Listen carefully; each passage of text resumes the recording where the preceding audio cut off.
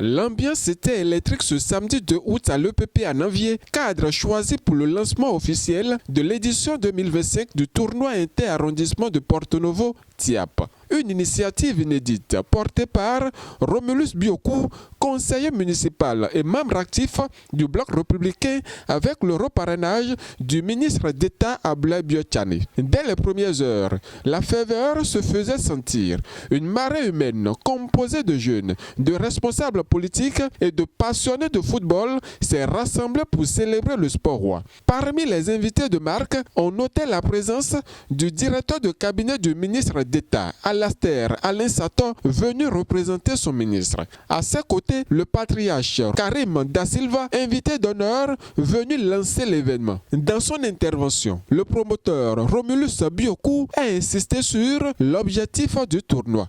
Le TIAP, bien au-delà d'une simple compétition sportive, est une véritable plateforme de cohésion sociale. Un creuset de fraternité et de communion entre les arrondissements de notre capitale, Porto Novo, Rogbonu, Adjaké. À travers le sport, notamment le football, ce langage universel qui transcende les barrières sociales, politiques et culturelles, nous voulons promouvoir l'unité, la solidarité et l'excellence des valeurs cardinales qui constituent l'ADN de notre grand parti, le Bloc républicain.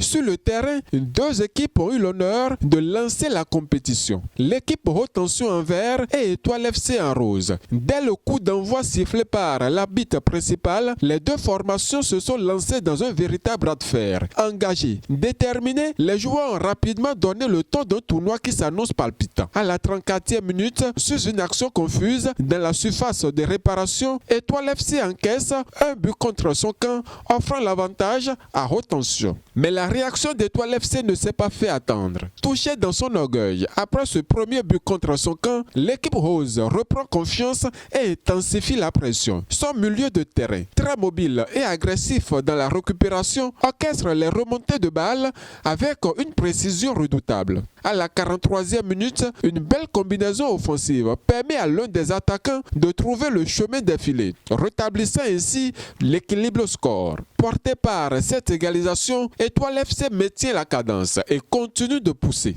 Dans les arrêts de jeu de la première mi-temps, l'équipe marque un deuxième but grâce à une frappe puissante à l'entrée de la surface. Le score passe ainsi à 2-1 en faveur d'Étoile FC juste avant le coup de sifflet de la première mi-temps. Les joueurs rejoignent les vestiaires sous les applaudissements pendant que les entraîneurs, chacun de leur côté, tentent de calmer les esprits et de recadrer leur équipe pour la suite du match. Je vois que c'est une bonne initiative et je remercie beaucoup le promoteur, M. Romulus Biokou, pour son initiative. Je pense que ce soir, on a vu que tout le monde est à la gaieté et puis de deux.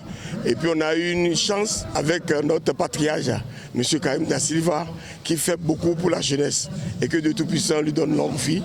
Et je souhaite une bonne ambiance pour cette activité et c'est du fair play. À la reprise, le match gagne en intensité. Les contacts se durcissent, les duels deviennent plus engagés. Chaque ballon est discuté avec rage. Retention multiplie les offensives, bien décidées à revenir au score. Il faudra attendre la 75e minute du match pour voir les efforts récompensés. Une superbe action collective congrue remet les deux équipes à égalité.